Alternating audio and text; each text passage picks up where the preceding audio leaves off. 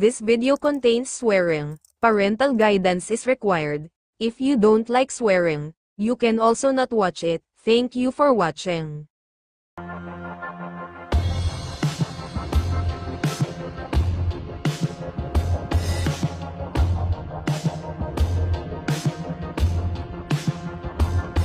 Ang pagpapatuloy ng nakaraan, habang nasa opisina sila ng National Tax Service. Si Jung Ang-kyo ay hindi madaling hawakan, ngunit ang mas malaking problema ay wala ng gaanong oras. Maghahanap din ako ng mga paraan para matigil ang investigation. Great, maraming salamat sa iyong tulong. Sabi mo may meeting ka ngayon kasama ang chairman ng National Assembly. Sabi ng lalaki, oo, kailangan na namin umalis, tumayo na ang mga ito para magpaalam. Kung ganun ako na ang makikipag-ugnayan sir, agad nag-abot ng kamay nito. Na agad naman inabot ni Assemblyman, magkikita pa tayo sa susunod. Napatingin ang ating bida sa kamay ng dalawa. Nakita nito kung paano tinugon ng lalaki ang kamay ni Assemblyman Heo. Ngumisi naman si Assemblyman Heo, yumuko ang lalaki. Na lalong ikinainis ng ating bida, damn bastard. Bulong nito na nakatingin pa rin sa pakikipagkamay ng dalawa. Samantala sa isang restaurant, dapat ay mas madalas ako pumunta sa iyo ngunit naging abala ako.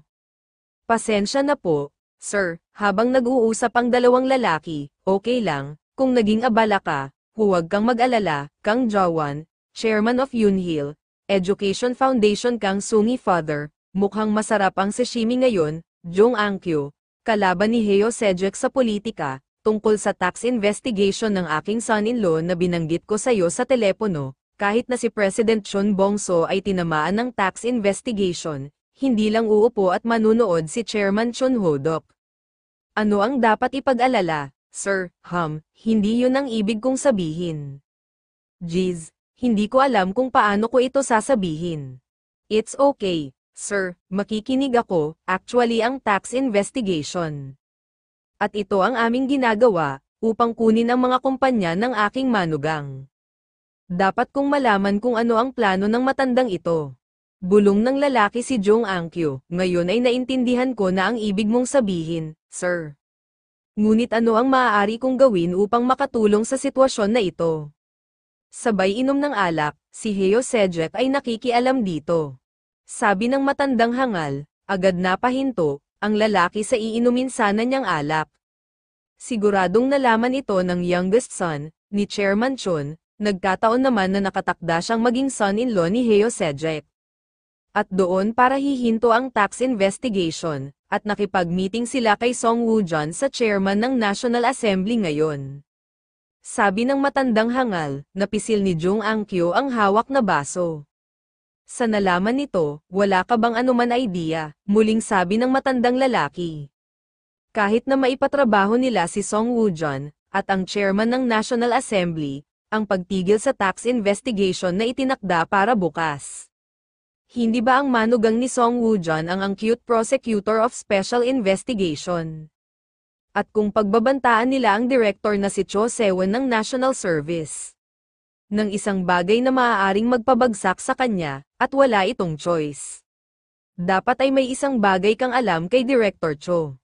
Well, kumita siya ng kaunti sa mga stocks kasama ang anak ko, may nakuha ako sa kanya mula doon. At hindi mo gustong makita si Heo Sejek, na maging Prime Minister at magkaroon ng paraan hindi ba? Kumunat ang mukha ng lalaki, tumiim ito na parang inis, na ibig sabihin, sabay kuha ng sashimi sa lamesa, ay kailangan kong takpan ang lahat ng mga butas na sinundot ni Heo Sejek. Tama ba? Oo. Kaya mo bang gawin yun para sa akin? Ngumuya-nguya ito. Kailangan kong makilala mismo si Song Woo-jun. Sir, pero hindi ba si Song Woo-jun ay isa sa mga tao ni Heo Sejek? Yan ba ang iniisip mo? Sir, ang kaaway ng kahapon ay madaling maging kaibigan ngayon sa ating mundo. At ang bastard na si Heo Sejek, na maraming kalaban dito, galit na sabi ni Jung Ang-kyo, habang uminom muli ng alak, ngumisi naman ang matanda hangal, then, magtitiwala ako sa iyo na hawakan ito. Samantala, sa opisina ng National Assembly of the Republic of Korea, naintindihan ko ang sinasabi mo, tinignan ko ito at nakipag-ugnayan, Heo Hwaso, Chairman of National Assembly. Thank you po Chairman Heo, sabi ng ating bida na bahagyang yumuko. Huwag kang mag-alala young man, ipagpatuloy mo lang ang iyong pagsisikap. Dapat ay mag-contribute ka sa pag-unlad ng ating bansa, tama ba? Tama ka, sir, sabi ni Assemblyman Heo, huwag kang mag-alala ng buong puso mo, sigurado akong malulutas ito ng mabuti. Salamat po, ito ang dahilan kung bakit ako umaasa sa iyo, sir. Si Heo Cedric ay isang tusong fox, bulong ng ating bida. Pero mas malala ang isang ito, isang palihim na matandang ahas. Bulong muli ng ating bida, lumipas ang mga oras. Habang nasa parking area, habang pasakay na sa kotse si Assemblyman Heo Cedric. Salamat po, sa lahat ng tulong nyo ngayon, sabi ng ating bida. Sure, at hintayin na lang natin ang good news. At nang nakasakay na ng kotse si Assemblyman Heo Cedric, ay tinignan pa nito ang papalayong kotse. At napabuga ito ng hangin, phew, pakiramdam ko ay tumanda ako ng ilang taon ngayon. Habang bahagyang niluwagan ang suot na kurbata. Samantala habang nasa kotse, si Assemblyman Heo Cedric, ay napapaisip ito. Biglang pumasok sa isipan nito ang mga sinabi ng ating bida sa event at sa harap ng maraming tao. Ako ay susulong, at patuloy akong sumusunod sa mga pagtuturo ng ating Assemblyman Heo. At gagawin ko ang aking makakaya upang bumuo ng tapat at makatarungan kumpanya. Sana ay naging anak ko na lang siya, kesa maging son-in-law. Bulong nito, maya-maya ay tumunog ang cellphone nito. Tinignan nito ang tumatawag, Songyang, sinagot ito at, Hi, ano yun, kakaiba ang ikan-ikilos ng kapatid ko. Sabi ng babae mula sa kabilang linya, ano ba kasing pinagkaabalahan ng tanga iyan, at laging kakaiba ang ikan-ikilos. Damn bitch, lumabas ka ngayon din, sigaw ng kapatid ni Songyang, mula sa labas ng kanyang kwarto, na tila gustong gawang siya ng masama. Sa tingin ko sinabi niya sa mga reporter ang tungkol sa akin at pati na rin kay ma'am. Sabi ni Songyang sa ama, ano, gulat na bulong nito. Agad nagmadali itong pumunta sa timutuluyan apartment ng anak. Ano bang kalokohan ang pinagsasabi mo? Sigaw ni Assemblyman Heo Cedric. Ang malanding iyan, ay umiikot sa pagbebenta ng kanyang katawan, ngunit hindi ko man lang siya nahayaan na mahawakan siya. Sagot na sigaw ng lalaki, kahit na ako ang brother niya. Brother, agad na kinwelyuhan, ito ni Assemblyman. Umayos ka nga at ipaliwanag mo ang iyong sarili. Saan mo nakilala ang reporter na yon? Mariin na sigaw nito. Yung babaeng reporter, inakit ako ng beach na yon, pinaglaruan niya ako, at tinawagan pa niya ang kaibigan niya, tapos, nag 2-on-1, kami, hihihi, sabi ng lalaki na sabog ito sa pinagbabawal na gamot, saan ba napunta yan utak mo? Ang tanga mo, ano ang sinabi mo sa kanya? Sigaw ni Assemblyman Heo, ano pa? E di ang totoo, ang maruming beach na yan, ay ipinanganak sa ibang dugo. Sinabi ko lang ang totoo, sabi ng lalaki na tumulo pa ang laway nito. Ikaw, nag-drugs ka, galit na sigaw nito, tumawa pa ang lalaki at tinuro pa si Senyang. Ikaw bitch ka, patay ka na, tapos ka na, ikaw, bastard ka. Sabi ni Assemblyman habang hawak pa rin sa kwelyo ng damit ng anak na lalaki. Sino sa mga hayop na yon ang nakilala mo? Galit na inalag ang lalaki. Natumatawa pa, at tumutulo ang laway nito, hehe. Agad sinampal ito ni Assemblyman, ayaw mo akong sagutin ng maayos, sumagot ka. Muling sigaw nito, tumingin ang mang-iyak-ngiyak nitong mukha ng lalaki sa ama. Oh, masakit yun, ikaw sinaktan mo ako, sabi ng lalaki na tulo pa rin ang laway nito, sagutin mo ako, sino ang gumawa sa'yo nito? Sigaw at galit na galit nitong sabi, napatakip ng bibig naman si Songyang, Dad, natatakot ako, bumalik ka sa katinoan, sabihin mo sa akin ang pangalan ng hayop na yon. Ito ay, si Jian, habang nanginginig nitong sabi, at umiling na tumutulo ang laway nito, Jian, si Jian. Samantala, sa gusali kung saan naroon ang ating bida, sa kanyang opisina, nakaupo habang binabasa ang isang advocate ng business. Dahil ba ang GQ ang panglima sa pinakamalaking kumpanya? Sa napakaraming mga manggagawa at mga subsidiary, ay mayroong hindi mabilang na mga dokumento upang ito ay matingnan. Sa pagkakaupo nito ay biglang dumilim, at lumayo ito at tila dinala siya muli sa isang lugar. Swoosh, hindi na nagtaka ang ating bida, ito na naman, ano na naman ang ipapakita mo sa akin, sa pagkakataon ito. Agad nag-flash muli ang tila screen sa kanyang harapan. Tumayo ito at pumunta sa harapan na tila screen. Hindi ba ito, ang opisina ni Chun Sankey? Sa pagkakatayo nito sa isang tabi, bigla nagsalita ang second son. Ano, talaga ba, si Chun Sankey, bulong ng ating bida. Naupo ito at paano mo siya napagtagumpayan, siya? Sino ba ang tinutukoy niya, bulong ng ating bida, Sungi, hindi ka tumitigil sa paghanga sa akin, pagkatapos, magsisimula akong maghanda ng mga bagay na aking tatapusin. May binabalak siya, kasama niya si Kang Sungi. Bulong ng ating bida, muling dumilim at unti-unti itong lumalayo. Ano, teka, wag muna, swoosh, kailangan ko pang makakita ng higit pa. Lumayo ito sa dilim at dinala ito sa ibang lugar, muling na-flash sa ibang screen.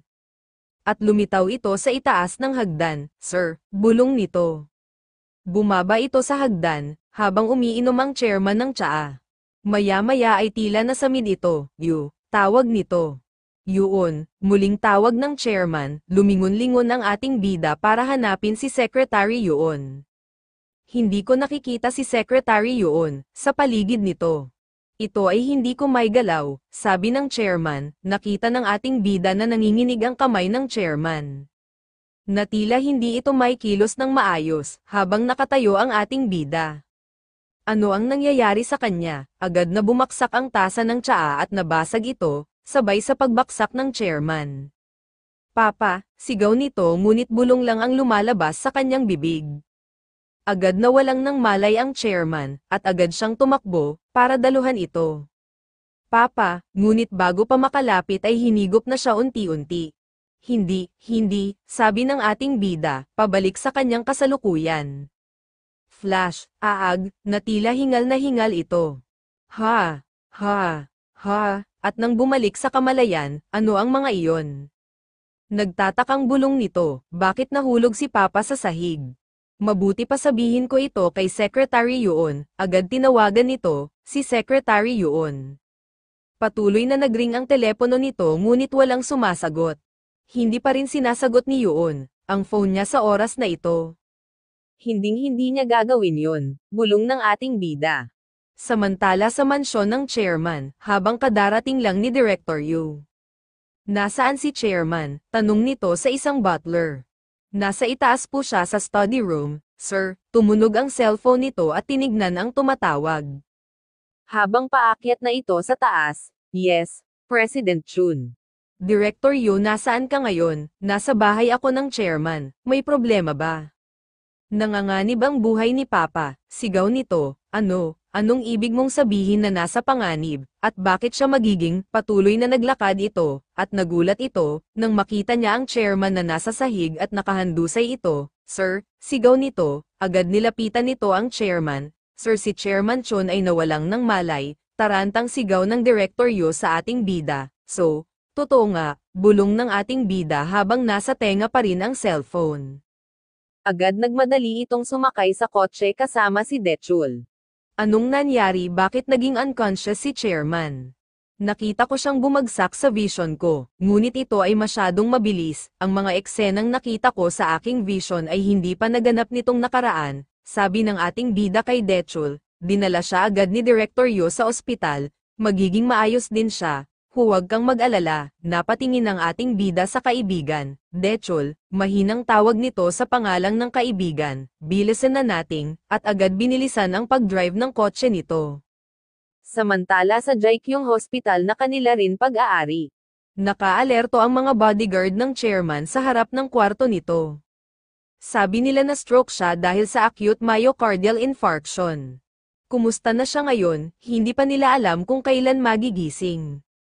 Hinawakan nito ang kamay ng chairman, I'm sorry po. Bulong nito, dapat ay mas mabilis akong kumilos para iligtas ka.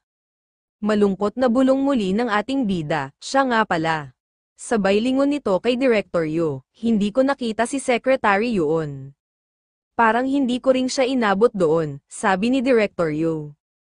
Marahil, bulong ng ating bida, biglang pumasok sa isipan nito ang vision niya na may kausap ang second son sa telepono.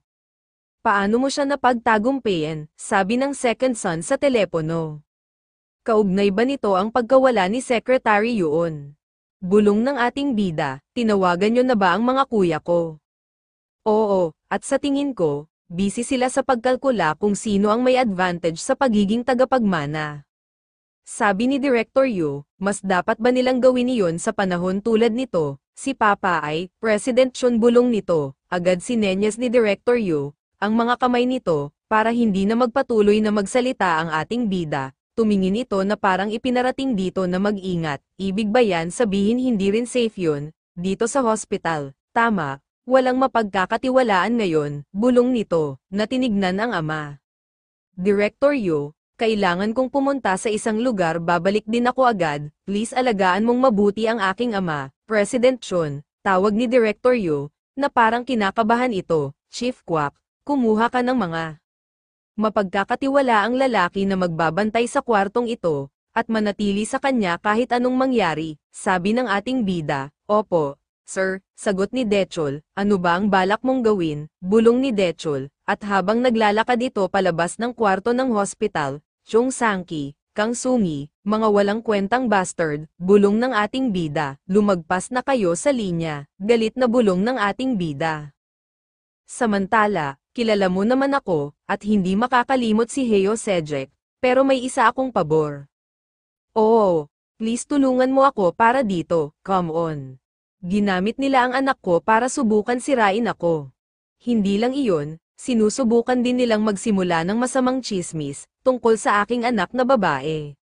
Yes, please help me. Maya-maya matapos makipag-usap si Assemblyman Heo, niluwagan nito ang kurbata suot at napabuga ito ng hangin. Maya-maya pa ay tumunog uli ang cellphone nito na nasa ibabaw ng center table. Assemblyman Heo, mayroon pong problema, sabi ng lalaki na mula sa Financial Supervisory Service. Ang tumawag, ang prosecution po, ay tungkol sa sinabi ng iyong anak na lalaki. Para sa paggamit ng methamphetamine, paano nalaman ito ng prosecution? Nakatanggap po sila ng tip mula sa reporter na si So Sumi ng Morning News, at ipapalabas din nila ito sa balita. Agad na pumasok sa isipan ni Assemblyman ang pagtatalo ng kanyang anak na lalaki. Saan sa mundo ka nakakilala ng reporter, ang babaeng reporter? Ang beach na yun pinaglaruan niya ako, tumawag siya ng isang kaibigan at nag-2-on-1 kami hihihi. Sabi ng kanyang anak na lalaki na high sa drugs. At ang tagpong iyon ay hindi makalimutan ni Assemblyman Heo. Dumb beach na yun, bulong ng Assemblyman, mayroon po silang tape recording. Na naglalaman ito ng pag-amin ng iyong anak, na umiinom ng methamphetamine at ang sikreto ng kapanganakan ng iyong anak na babae. Na pagkakaroon mo ng anak sa labas, sabi ng lalaki. Meron bang paraan para matigil ito? Wala na po ito sa kamay ko, sir. Pasensya na po, wala na akong maitutulong, may meeting pa po ako kaya kailangan ko na po ay hang up. Sabi ng lalaki, pero, teka, hawak ang cellphone na napayuko ito, at napabuga ng hangin. Samantala sa opisina ng National Tax Service. I guess ang bahay ni Assemblyman Heo, ay matatamaan ng search warrant soon. Sabi ng lalaking hangal, isa siyang senior na assemblyman. At ito ay hindi tama, kahit pa, ang isang lalaking gustong mag-leader sa bansa ay dapat magkaroon ng higit na kontrol sa kanyang sambahayan. Sabi ni Jong Angkyo, sa bagay, kung saan tayo ay nasa parehong bangka ngayon. Halos oras na pala ng hapunan, ano ang gusto mong kainin? Do you have time to eat together? Para sa'yo lagi akong naglalaan ng oras. Samantala, agad pumarada ang sasakyan ng ating bida sa harapan ng isang gusali. Bumaba ito at naglakad, matapos ay tumingala ito. Chung Sangki, bulong nito na mababakas nito ang galit. Pumasok ito at sumakay sa elevator, maya-maya. Ding, humakbang ito patungo sa opisina ng second son. Nakita nito ang mga nakaharang na bodyguard nito. President Chun Jong-miang, sabi ng isang bodyguard na hinarang ang kamay. Tinignan niya ito ng matalim, mababakas ang tinitimping galit nito. Si President Chun Sangki ay kanina pa naghihintay sa iyo, sir, Sinabayan ito ng mga bodyguard para pumasok sa loob ng opisina. Narito ka na pala, sabi ng second son, na ini-expect ang pagdating niya. May 2 bodyguard ito sa kaliwa't kanan. Pagkapasok sa loob ay inilock ng bodyguard ang pinto. Narinig ng ating bida ang paglock ng pinto. Dumating ka talaga ng mag-isa, ngumisi ito. Ikaw yun, di ba? Ginawa mo ito kay Papa, di ba? Ano? Paano mo nasasabi iyan sa kuya mo? Wala kang respeto sa nakakatanda sa'yo. Napaka-ignorante mong tuso. Tumingin lang ng matalim ang ating bida, malamang nagkasakit na ang matandang iyon dahil oras na niya, hindi ba? Bakit ka pumunta dito at gumawa ng mga katangahan akusasyon? Jerk, dapat ay pinaghiwalay mo na lang ang lahat, sa pagitan ng kanyang mga anak at tumira sa bansa kung saan sariwa ang hangin, at ang matandang iyon, bakit nagsisikap pa na mabuhay? Sabay ngisi nito, tumahimik ka bago ko punitin yang bibig mo. Nasisiraan ka na ba ng bait, na tumango-tango pa ito, hindi mo ba nakuha ang larawan dito? Sabi ni second son, kung ako sa'yo panonoorin ko na lang ang sasabihin ko. Sabi ng isang bodyguard, na sinulyapan niya ito ng matalim. Gusto ko makausap ang inyong boss ng sarilinan, kaya maari bang maghintay ka sa labas? Natatakot ako na hindi ko magagawa iyon, at tumatanggap lang kami ng mga utos mula sa amin president na si Chon Sankey, pang-aasar ng bodyguard. Kung sasabihin mong mamamatay tayo, at kung sasabihin niyang pumatay tayo ng taong papatayin namin, naintindihan mo ba? Kaya kung ayaw mong masaktan ang mahal mong katawan, sabay duro sa dibdib ng ating bida, at kung gustong mong makauwi ng ligtas, mabuti pa ay manatili ka sa lugar na maganda, pang-aasar muli ng bodyguard. Nagpantang ang tenga ng ating bida, sa ginawa pang duduro nito, sa kanyang dibdib at pang-iinsulto na, sinabi nito. At sa isang iglap ay agad inundayan niya ito ng suntok. Aag, sigaw na nagdugo ang ilong nito, at sinunggabang ng ating bida, ang kamay nito, Habang hawak ang kamay ay sinipa ito sa tuhod, ng ubod ng lakas. Matapos ay isinubsob ito sa sahig habang ang kamay nito ay nakapilipit sa likod, putok ang mukha nito. Kaag, sigaw nito, at hindi na makatayo pa sa sobrang panginginig ng katawang nito at sa nabaling kamay nito. Kaag, sigaw ng lalaking hangal, ikaw, ano? Paano? Sigaw na nagtataka ang second son, sa nakita nitong pakikipaglaban at ang bilis at galing nito. Tumayo ng maayos ang ating bida at tumingin ito sa second son at sasabihin mo ba sa kanila, na umalis sila o hindi? At mula sa likod ng ating bida ay biglang may sumugod dito at sumigaw. Putang ina ka, sa kanan, bulong ng ating bida. Nang maramdaman niya kung saan nakalugar ang sumugod sa kanya. At bago pa nakalapit ito sa kanya, ay siyang harap niya at agad chinok ito sa leeg, na mula ang lalaki na tila nabulunan ito at hindi makahinga, agad lumingon ang ating bida, nang maramdaman muli nito na may sumugod pa, mabilis itong nakailag, swoosh, at bigla niya agad sinuntok ito mula sa likod, punch, sigaw ng lalaking nasaktan, umikot ang ating bida sa ere at sinipa niya ito ng malakas, sob-sob ang lalaki sa sahig, at ang isa ay bumaladre sa dingding, na nabasag ang salamin ng pintuan, lumingon ang ating bida. Habang ang isang hanggal ay dumadaing sa sakit, nakita nito ang lalaking chinok niya sa leeg kanina, ubo ito ng ubo, at hirap pa rin huminga. Humakbang ang ating bida, palapit sa lalaki, sumenyas ang lalaki na nagmakaawa na hindi na ito lalaban. Tumigil sa paghakbang ang ating bida at umikot ang paningin nito, nakita nito ang mga tauhan ng second son na nagdadaingan sa mga sakit na naranasan. Tumingin ito sa 2 pang bodyguard ng second son na nasa tabi nito, kayong 2, gusto nyo din bang lumapit sa akin? Agad nangigigil ang 2 na pinagdikit ang ngipin nito, ngunit hindi naman ito kumilos. Mga babong tanga, tatayo lang ba kayo dyan? Magsilayas nga kayo sa harapan ko ngayon din, sigaw ng second son sa mga tauhan nito, gusto kong malaman mo, na mayroon kang hindi alam, sabay ayos ng kurbata nito, na nasa tapat ng kanyang tiyan, tumingin ang galit na mukha nito, ipapakita ko sa'yo kung anong ang mangyayari kapag nakipag-away ka sa isang goblin. At agad sumugod ang 2 pang bodyguard ng second son. Ngunit nakahanda na ang ating bida, bumuelo ito, at tinalon ng ating bida ang ibabaw ng office table, at sinalubong ng sipa ang isa, agad bumaladre ito sa sahig. At ang sumunod ay sinalubong nito ang kalbong hangal, agad sumuot siya sa ilalim nito, at agad na hinayla ang braso nito sa kanyang harapan. Natila nabanat ito at naglikha ng tunog na nabaling buto. Crack! Udge! Daing ng lalaki, matapos ay tin-iron niya ito ng kanyang siko sa mukha ng lalaki. Keg! Sigaw ng lalaki, bumaksak ito ng duguan. At matapos ay muling hinarap ang isa, nasapo ang dumudugong nguso.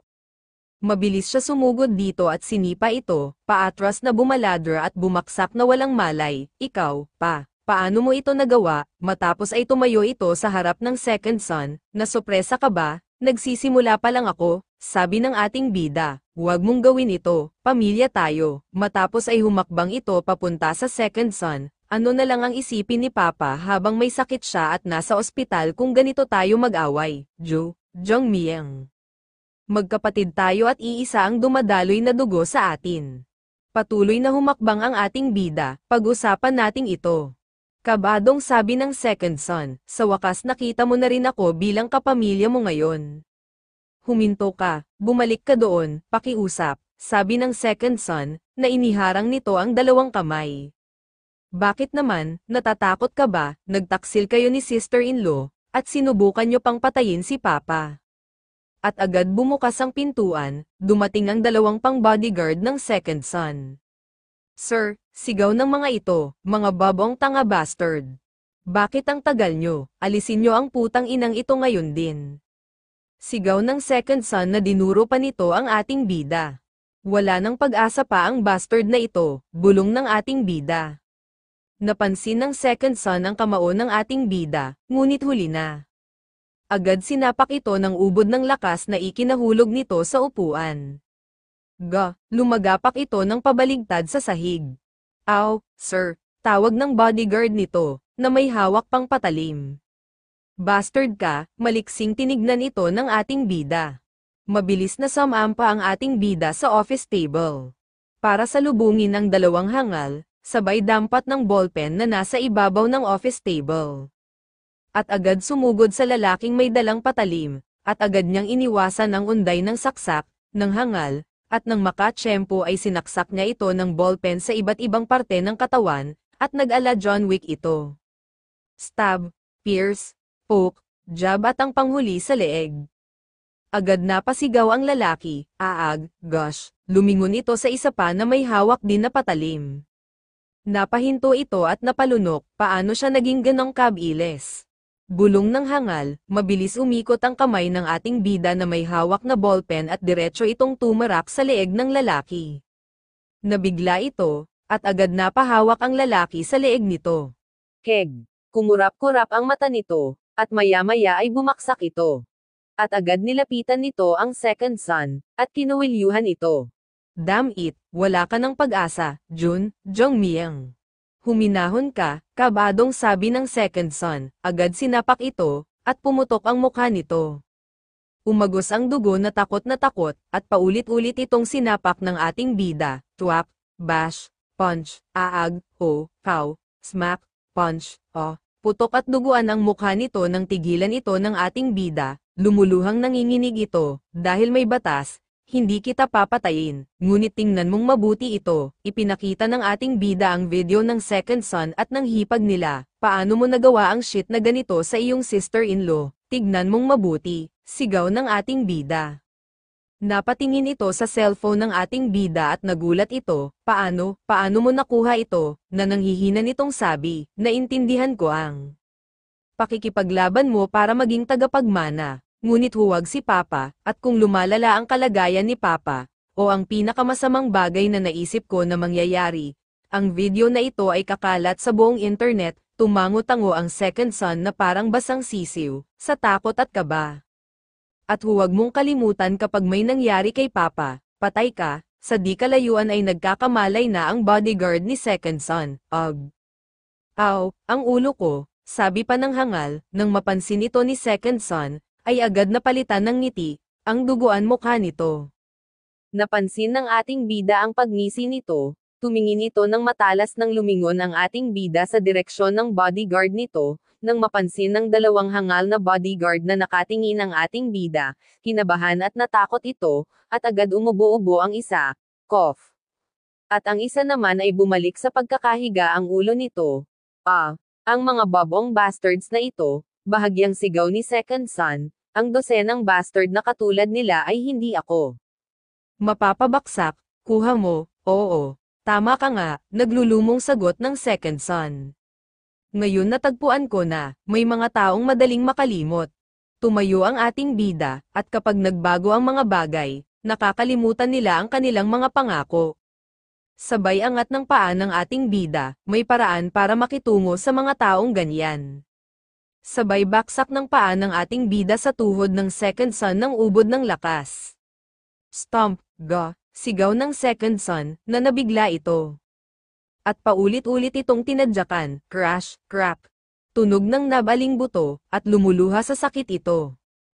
Itigil mo na, crack. Hiyaw nito na napatakip ito sa mukha. Ikaw, putang ina ka, sa tingin mo makakatakas ka dito, papatayin kita at sisiguraduhin kung pupugutan ko yan ulo mo, sigaw ng Second Son, na nangagalati ito sa galit. Talaga ba?